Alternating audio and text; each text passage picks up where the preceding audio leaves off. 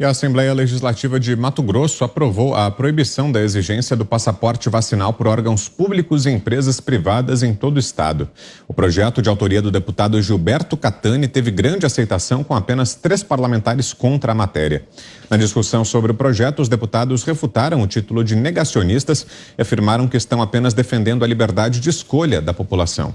Quem também aprovou a proibição do comprovante sanitário foi a cidade de Uberlândia, em Minas Gerais. O vereador Cristiano Caporeso, autor do projeto, alegou ser contra a segregação entre vacinados e não vacinados.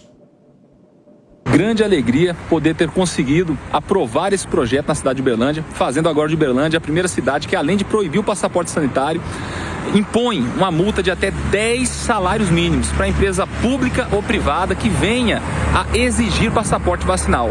Isso aqui não se trata de ser a favor ou contra a vacina, mas sim de defender a nossa liberdade, principalmente depois do que aconteceu recentemente em Uberlândia, quando um juiz ameaçou todos os pais da cidade de perderem a guarda dos seus filhos, caso esses não fossem necessariamente vacinados. Então, se a gente não se levantar para defender os mais frágeis de nossa sociedade, que são as crianças, com certeza nós nos tornamos uma sociedade que não merece prosperar. Vamos continuar lutando pela liberdade e eu espero que esse projeto de lei se espalhe pelo Brasil inteiro. O placar foi de 13 votos a 10 pela aprovação e o texto agora vai para as mãos do prefeito, que já indicou que deve sancionar. Augusto. Perfeito. Até que enfim, né? Aparecendo gente altiva, corajosa e que veta o dispensável. O dispensável, como eu lembrei ontem, são o que é o passaporte vale com quantas vacinas? Uma só da Janssen? São 2. Agora já descobriram que são 2. Da Coronavac, são 3, 4, 5, já estão indo para a 4ª, 10. A primeira já não faz mais efeito. Não dá para entender, que a ciência determinou que a duração do efeito é essa, ninguém mostrou estudo nenhum. O que é que está acontecendo em Botucatu, que aconteceu lá naquela cidade perto de Ribeirão? Serrana, né? Serrana, que foi todinha vacinada. Agora lá, eles também não foram inteiramente vacinados, porque já tem a necessidade de mais uma dose, etc, etc. E, sobretudo, no momento em que se percebe que o portador do passaporte pode ser infectado e pode contaminar outro vacinado, é uma bobagem não fazer o que acabam de fazer os vereadores. Agora é pressionar o prefeito e lembrar ao povo que o pessoal que enfrentou a febre, a gripe espanhola em 1919 e 20, a partir de 1918, depois de uma guerra, foi muito mais corajoso e deixaram lições que não são seguidas. Eles não tinham vacina. Houve um momento em que se precisava retomar a vida normal e conviver com o vírus, que não iria embora inteiramente. Aqui estamos esperando aí em vários lugares, os governadores, os prefeitos, que a última esquadrilha de vírus chinês volte ao país natal para que a gente comece a viver de verdade. Eu não espero isso, não. Você, Fiuza, 2 minutos. Olha, Vitor, iniciativas de total lucidez e bom senso, né? Isso não é politização. Só quero dizer que essas iniciativas, Uberlândia, Mato Grosso, elas estão consonantes com a Inglaterra, que fez a mesma coisa, com a Dinamarca, que fez a mesma coisa, e alguns outros países, como a Suécia. A Suécia também já removeu essa exigência. E removeu por quê? Porque percebe, né? Porque chega um momento que você percebe, como estava dizendo o Augusto, que você precisa da fundamentação da eficácia daquela medida. E você não encontra a fundamentação da eficácia, né? Você não encontra o suposto bloqueio sanitário, né? Que, né, com uma altíssima eficiência, talvez justificasse num balanço criterioso com os riscos da doença e da vacina, justificasse isso. Nada foi feito.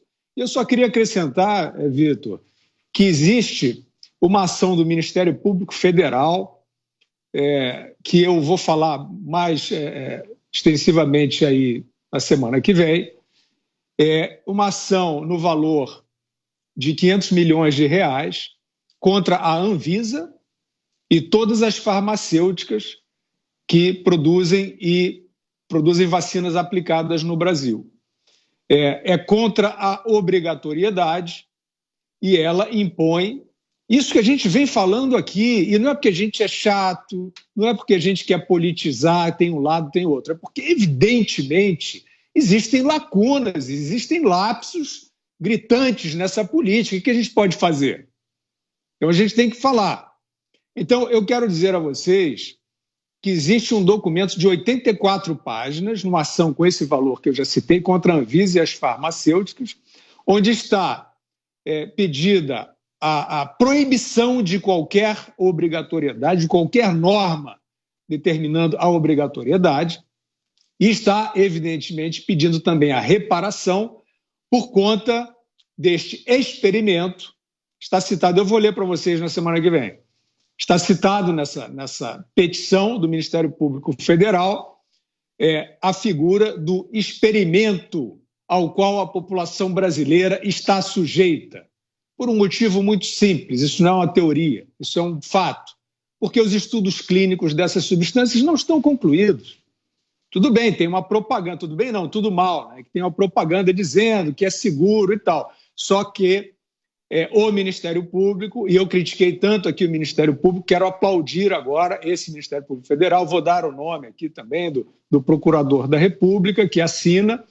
Ele está, então, apontando que há uma política que não tem base nem na ciência e nem nos estatutos de direitos humanos, ferindo o Código de Nuremberg. Um experimento, uma substância que não tem seus riscos concluídos, né, o dimensionamento dos riscos concluídos, ela só pode ser aplicada com total esclarecimento e um termo de consentimento. Aprovaram regras rapidamente, velozmente, e isso está em curso e agora questionado de maneira bastante firme pelo Ministério Público. Eu espero, né, nós não vamos ceder jamais a esse descalabro, e eu espero ver os responsáveis por esse experimento pagarem. Você, Ana, 2 minutos. Alguns pontos que eu anotei aqui, Vitor.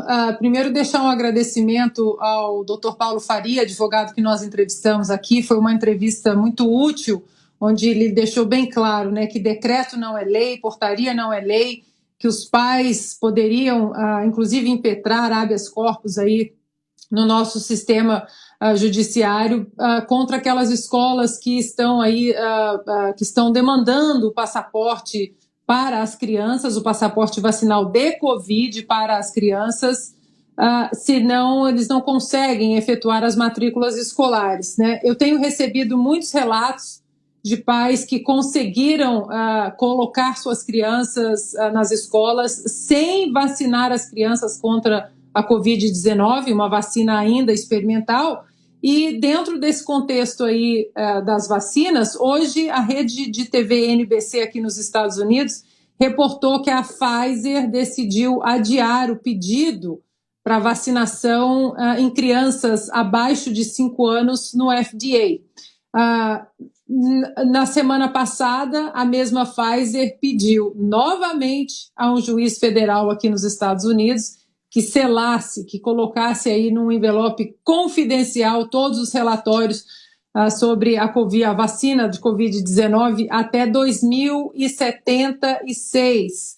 E, mais uma vez, o juiz federal disse que não, que todos os relatórios precisam ser publicados em até 8 meses. E o Augusto trouxe um ponto interessante sobre o que é vacinado hoje em dia, porque o próprio CDC aqui nos Estados Unidos já disse que quem tomou 2 doses o ano passado já não é considerado mais vacinado, Augusto. Agora tem que tomar a 3ª, e dependendo de quando você tomou o ano passado, você já tem que tomar a 4ª. E para coroar essa hipocrisia toda, aqui na Califórnia, um estado extremamente democrata, fechado, com restrições, lockdowns, passaporte vacinal em vários eventos. Agora, neste domingo, nós teremos o Super Bowl, né, que é o evento máximo aí do futebol americano no estádio aqui em Inglewood. E vejam vocês, não vão pedir passaporte vacinal, não vão pedir teste, não vão pedir nada. Simplesmente vão abrir os portões depois do estado inteiro. Aí, mais de 400 mil pessoas saíram da Califórnia, migraram da Califórnia dentro da pandemia para outros estados por causa dessas restrições draconianas. Mas agora, com a festa do Super Bowl e o Oscar chegando, vai tudo ser levantado, as restrições serão levantadas, porque afinal de contas, né, são os ricos e endinheirados aí que querem festejar a vida. Diga, Zé, 2 minutos. Parabéns ao vereador. Eu conheço o vereador, ele já esteve aqui em Brasília. Parabéns pela iniciativa. E é uma exposição clara de que as ordens estão aqui invertidas.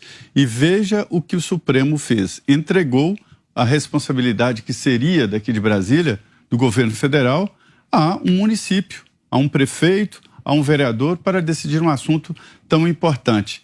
É evidente que a exigência de um passaporte de vacina, vereador, não tem nada a ver mesmo com ser negacionista nem anti-vacina, não.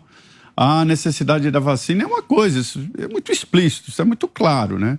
Todas as cidades vacinadas, Botucatu, é um exemplo de que lá foi muito bem sucedido, né? Isso é claro. Agora, a exigência desse passaporte infame, isso aí não. E, mais uma vez, isso tinha que ser definido pelo governo federal. Mas todas as tentativas que o presidente Jair Bolsonaro fez, aí o Supremo Tribunal Federal derrubou. É o decreto do ministro Onyx Lorenzoni, é o decreto do Mário Frias, dizendo que não se pode exigir esse atestado para obras patrocinadas pelo governo e assim por diante. Então o Supremo entregou esse poder de administrar a Covid para os municípios. Está aí uma resposta. Só falta agora a Justiça cassar esta lei municipal, que é muito bem-vinda.